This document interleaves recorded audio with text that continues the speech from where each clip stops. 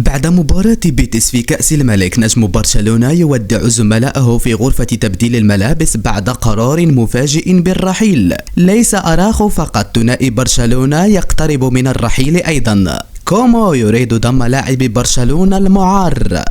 ماذا قال فليك بعد فوز برشلونة الساحق على بيتيس؟ أسباب تمنع ليونيل ميسي من العودة إلى برشلونة على سبيل الإعارة. إلى التفاصيل. تأهل برشلونة إلى الدور الربع النهائي من بطولة الكأس، حيث حقق الفريق الكتالوني فوزا كبيرا على حساب ريال بيتيس بخماسية مقابل هدف وحيد في دور 16 من بطولة كأس إسبانيا على ملعب المونتجويك. ونجح برشلونة في الفوز بخماسية للمرة الثانية في أسبوع، بعدما نجح في تحقيق كأس السوبر الإسباني بعد الفوز على حساب ريال مدريد وبنتيجة 5-2. وفقا للمعلومات التي وردت من صحيفة الناسيونال الإسبانية، اقترب النجم الأوروغواياني أراخو من مغادرة برشلونة في ميركاتو يناير الحالي، وذلك بعد تألقه في مباراة الفريق الأخيرة أمام ريال بيتيس في كأس الملك. وأضافت الصحيفة بعد انتهاء المباراة: صدم أراخو الجميع، بما فيهم المدرب الألماني هانز فليك، بقرار مفاجئ بالرحيل، حيث قام اللاعب بوداع زملائه في غرفة تبديل الملابس، مؤكدا قراره بعدم الاستمرار مع برشلونة في المرحلة القادمة.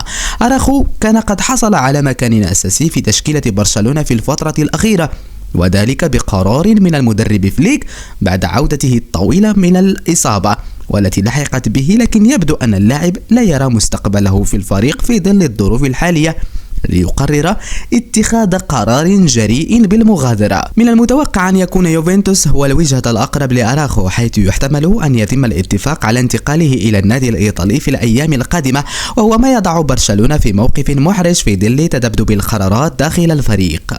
يدرس نادي برشلونة التخلي عن لاعبين من صفوفه خلال فترة الانتقالات الشتوية الحالية، ويتعلق الأمر بالثنائي أندرياس كريستنسن وإيريك غارسيا مدافعي برشلونة، واللذين خرجا من حسابات المدرب هانز فليك، وبالتالي باتت فرصتهما في البقاء صعبة.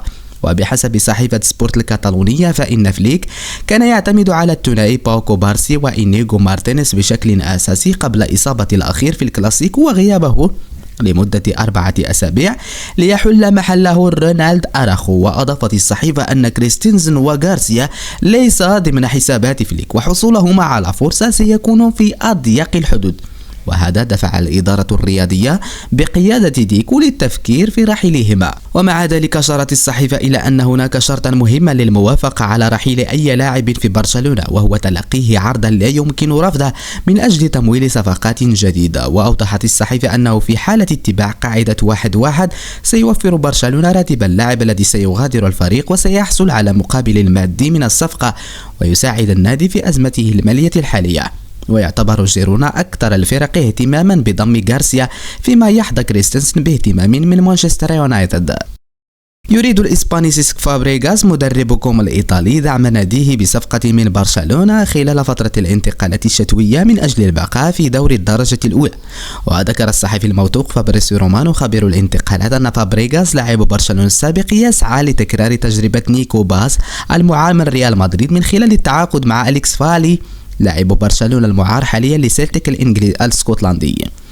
وأضاف أن كومو يرغب في تدعيم مركز الظهير الأيسر من خلال ضم أليكس فالي، وارتفعت آماله بعد أن تعاقد سيلتيك مع كيران تيرني ظهير أرسنال السابق. وأشار إلى أن سيلتيك لن يمانع الرحيل فالي في يناير كانون الثاني الجاري مقابل الحصول على مبلغ مالي تعويضا عن الفترة المتبقية بعقده.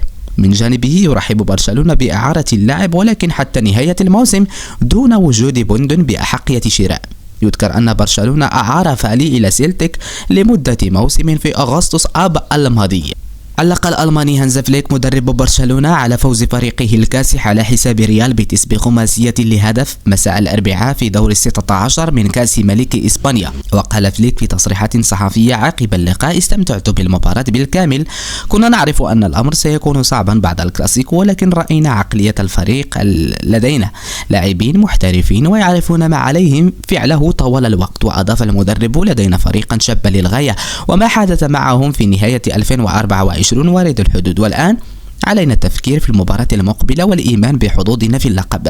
من جهته قال مدربه بيتيس مانويل بيليغريني: لعبنا ضد نسخة عظيمة من برشلونة، إنهم يلعبون في مستوى عالي للغاية، ولكن أعتقد أننا منحناهم حرية كبيرة في الدفاع. بالفعل نعرف مستوى لامين يامال، البارسا أضرنا من عدة مناطق، وهناك 4 أو 5 لاعبين في برشلونة يعيشون فترة عظيمة. ليس لامين يامال فقط، هناك رافينيا، بيدري وأولمو. وأكمل المدرب: لست الشخص المناسب للحديث عن برشلونة، لكني أتمنى أن يستمر لامين في التطور لأنه شاب وصغير جدا، وكنا غير محظوظين بالقدوم هنا في القرعة، وربما لو واجهنا البارسا في ملعبنا لكانت الليلة مختلفة. شهدت الأيام القليلة الماضية ارتباط النجم الأرجنتيني ليونيل ميسي إعلاميا بإمكانية العودة إلى ناديه الأسبق برشلونة الإسباني على سبيل الإعارة خلال فترة بين ديسمبر كانون الأول 2025 وفبراير شباط 2026.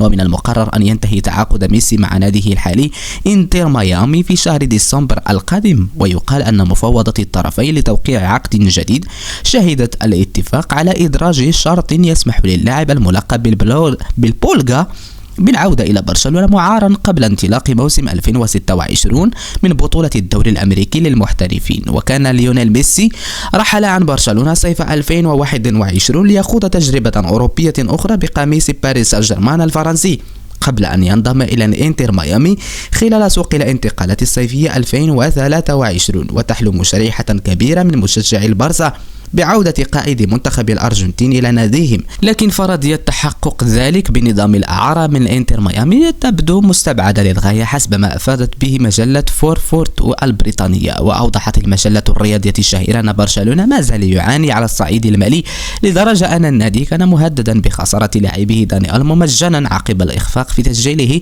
قبل أن تحل المشكلة من خلال اللجوء إلى المجلس الأعلى للرياضة، وهي المؤسسة التابعة مباشرة للحكومة الإسبانية.